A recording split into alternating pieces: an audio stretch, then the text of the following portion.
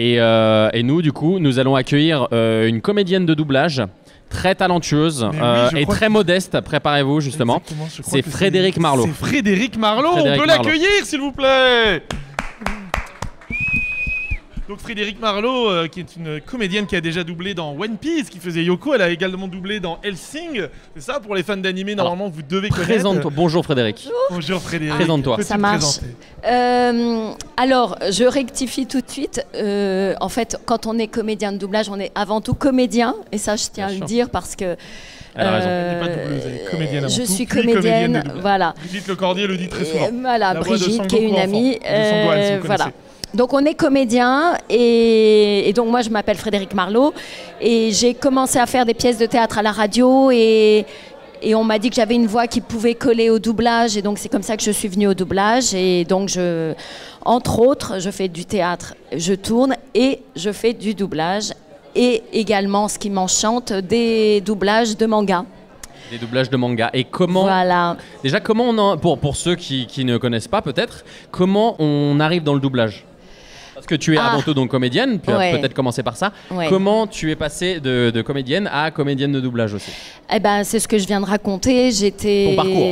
Mon parcours, en fait, en sortant des cours de théâtre et de pièces de théâtre, j'ai joué des pièces de théâtre à la radio.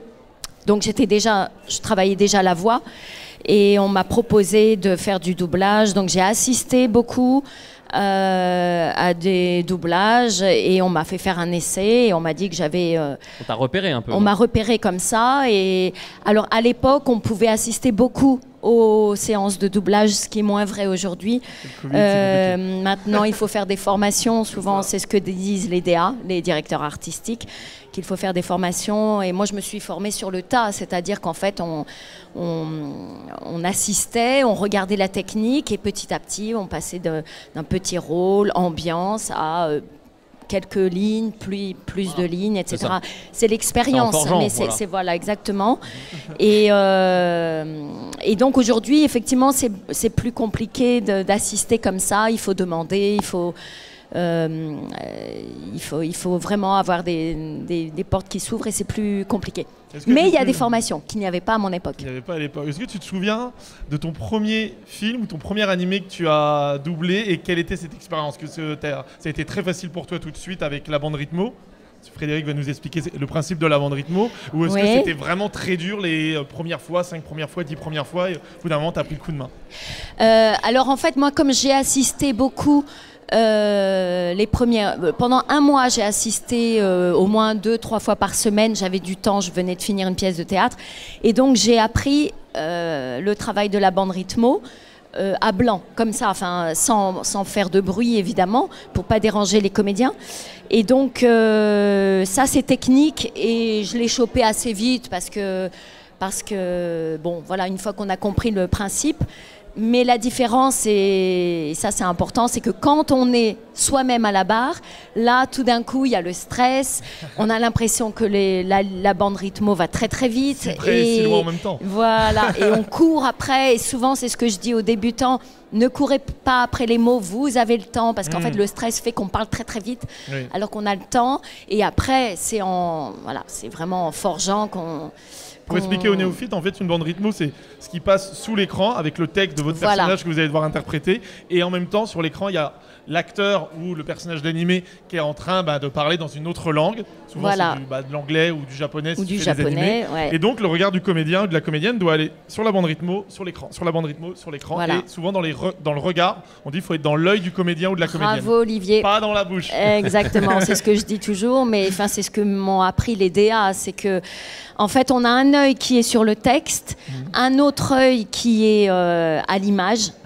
Et donc, évidemment, en manga, c'est flagrant parce qu'on peut passer d'un tout petit truc, une toute petite phrase comme ça, avec des petits yeux, puis tout d'un coup, un grand... ceux qui regardent beaucoup les mangas le savent. En fait, ça va d'un extrême à l'autre. C'est ça qui est jubilatoire. Et donc, on a un œil qui surveille l'image parce qu'on peut passer du tout petit au très grand, très large, et on a un troisième œil qui qui devine que la phrase va se terminer ou va par une question, un grand éclat, ou un rire, ou un pleur, et voilà. Parce qu'il n'y a pas que du texte, il n'y a pas que du texte, il y a aussi des expirations, des respirations, exactement. Et juste parfois des onomatopées, voilà. Et c'est ce qui est génial dans le manga, c'est qu'on peut en faire plus que dans la vraie vie, et donc là on devient des gamins. Moi c'est ce que je dis, il faut s'amuser, et quand on fait un manga, même si c'est sérieux, même si on a des émotions à faire passer, et on doit vraiment coller à l'original, mais on s'amuse beaucoup. On est des enfants, et on joue à faire semblant d'être, et c'est merveilleux parce qu'on devient des... Vous parlez un petit peu des œuvres pour lesquelles tu as prêté ta voix, dont tu es le plus fier, qui sont connues, personnes marquées. Alors je sais que quand j'en ai quelques conventions. On me parle toujours de Biscuit dans Hunter x Hunter, parce qu'elle a une petite voix comme ça, et elle est très agaçante, et moi j'ai adoré faire ce personnage parce que elle a, sous ses airs un peu pincés comme ça, elle a un bon fond, et tout le monde l'adore. Et je sais que mon rire se rapproche tout à fait de ce personnage. On va entendre tout de suite. Oh mon Dieu. Mais là, c'était celui-là. Non. Là, j'ai même pas enfin voilà.